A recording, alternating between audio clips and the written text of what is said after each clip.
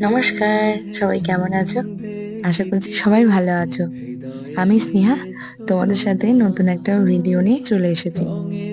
আজকে বিশ্বকর্মা পুজোর দিন। সবাই মিলে বেরিয়ে পড়লাম একটু আশেপাশে ঘুরে আসার জন্য। আমাদের এখানে একটা নতুন হোটেল খুলেছে। হোটেলের নাম রোদ্দুর। তো আমরা সবাই মিলে সেখানেই যাচ্ছি।